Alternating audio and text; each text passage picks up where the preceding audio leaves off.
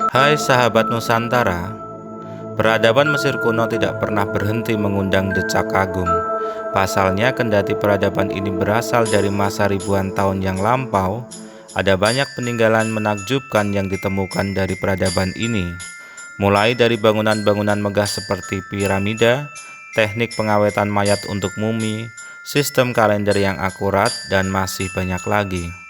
Peninggalan lain yang sebenarnya tidak kalah menakjubkan namun jarang disinggung oleh orang-orang di masa kini adalah inkubator alias tempat penetasan telur. Kendati terlihat remeh, keberadaan inkubator ini sebenarnya tidak kalah mengagumkan jika dibandingkan dengan hasil-hasil karya bangsa Mesir kuno yang lain. Berikut ini adalah fakta-fakta menarik mengenai inkubator telur khas Mesir kuno. Dilansir dari anehdidunia.com. Pertama, bentuknya seperti piramid mini. Untuk ukuran sejarah Mesir kuno yang berlangsung selama ribuan tahun lamanya, inkubator Mesir kuno merupakan penemuan yang relatif baru, karena inkubator ini diperkirakan baru mulai digunakan sejak abad keempat sebelum Masehi. Sebagai perbandingan, piramid raksasa Giza diperkirakan dibangun pada abad ke-25 sebelum Masehi. Menurut Salima Ikram, pakar sejarah Mesir kuno dari Universitas Amerika di Kairo, Mesir, ayam bukanlah hewan asli Mesir. Unggas ini pada awalnya dipelihara oleh manusia di Asia sekitar 10.000 tahun yang lalu, sebelum kemudian menyebar sampai ke Mesir melalui Mesopotamia atau peradaban kuno yang lokasinya terletak di wilayah modern Irak. Kalau menurut teori lain, bangsa Mesir kuno baru mulai mengenal ayam lewat kapal-kapal dagang yang singgah di Mesir sebelum berlayar menuju Afrika Timur. Di luar teori mana yang benar, bangsa Mesir kuno diketahui baru mulai mengkonsumsi ayam secara rutin pada masa dinasti Ptolemaic yang berdiri pada tahun 323 hingga 30 sebelum Masehi. Seiring dengan meningkatnya minat rakyat Mesir kuno untuk mengkonsumsi ayam, keberadaan inkubator pun diperlukan supaya penduduk Mesir kuno bisa mencukupi kebutuhan ayamnya secara mandiri. Secara garis besar, inkubator telur Mesir kuno terdiri dari sebuah bangunan dengan beberapa cerobong di atasnya. Cerobong-cerobong tersebut bentuknya menyerupai piramid dengan bagian puncak yang berlubang. Di bawah cerobong piramid tersebut, terdapat bilik khusus yang digunakan untuk menyimpan telur hingga menetas. 2. Inkubator Mesir kuno bisa menetaskan ribuan telur sekaligus. Untuk ukuran zamannya, inkubator yang dibangun oleh bangsa Mesir kuno terbilang spektakuler. Bagaimana tidak? Inkubator ini bisa digunakan untuk menetaskan 4.500 butir telur ayam dan angsa dalam rentang waktu 2 hingga 3 minggu. Jadi bukan hal yang mengherankan jika kemudian orang-orang luar Mesir yang melihat langsung inkubator ini menunjukkan rasa kagumnya. Bangsa Mesir kuno sendiri sangat protektif akan inkubator telurnya. Oleh karena itulah, mereka merahasiakan cara kerja inkubator ini dari bangsa-bangsa lain. Meskipun begitu, hal tersebut tetap tidak menghentikan rasa penasaran bangsa asing mengenai cara kerja bangunan penetas telur ini. Aristoteles misalnya, filsuf termasyhur dari Yunani kuno tersebut, menduga kalau penduduk Mesir bisa menetaskan telur lewat inkubator dengan cara memendam telur-telur tersebut dalam timbunan kotoran hewan ternak.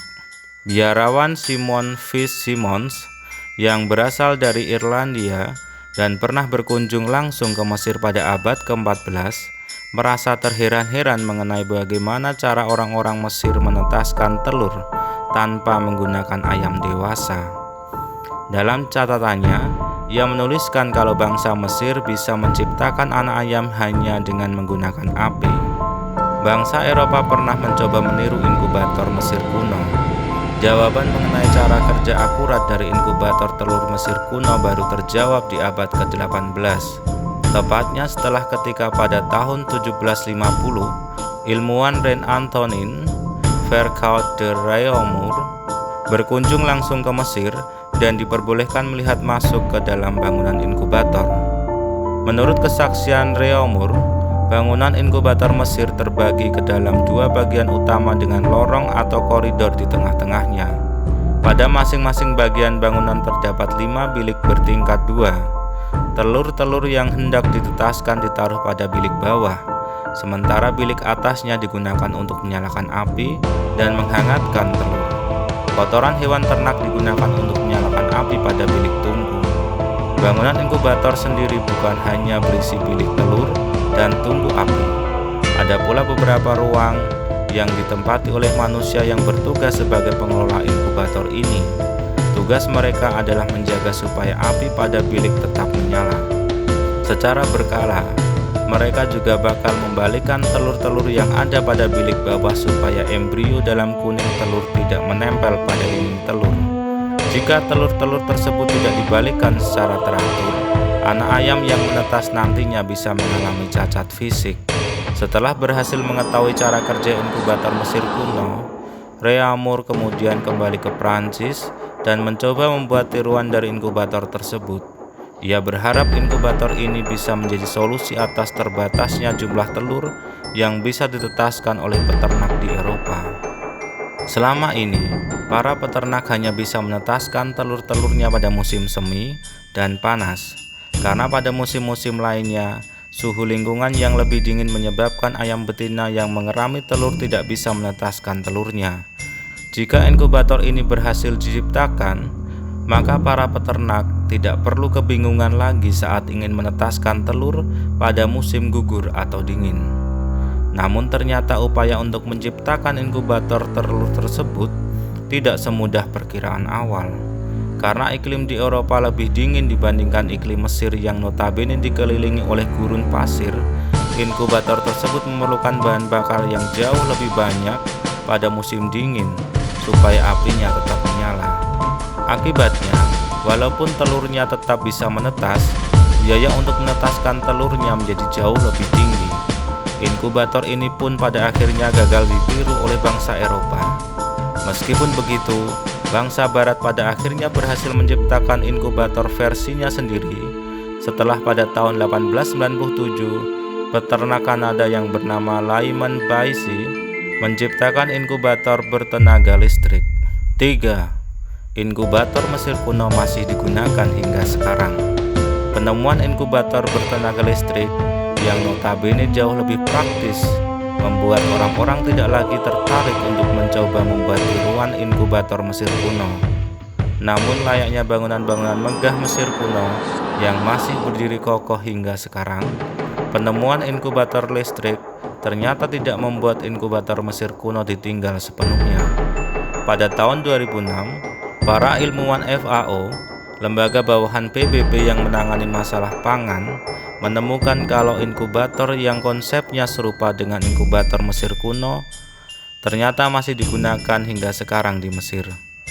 Menurut pengakuan salah seorang ilmuwan FAO yang bernama Olaf Thieme, pihaknya awalnya tidak sengaja menemukan inkubator tersebut saat mereka sedang melakukan survei ke kawasan pedesaan Mesir untuk memantau penyebaran wabah flu burung. Secara garis besar, bangunan inkubator modern tersebut tidak berbeda jauh dengan bangunan inkubator dari era Mesir kuno. Bedanya adalah bangunan inkubator versi modern dilengkapi dengan termometer dan menggunakan lampu minyak sebagai sumber tenaga panasnya. Total ada sekitar 200 inkubator tradisional yang masih beroperasi di Mesir, di mana sebagian besar diantaranya berasal dari kota Birma dan sekitarnya. Demikian ulasan kita hari ini. Klik like jika kalian suka video seperti ini dan bagikan melalui akun media sosial kalian supaya lebih bermanfaat. Jangan lupa subscribe bagi kalian yang belum. Tulis di kolom komentar jika ada tambahan. Sampai bertemu lagi di pembahasan selanjutnya. Salam pintar.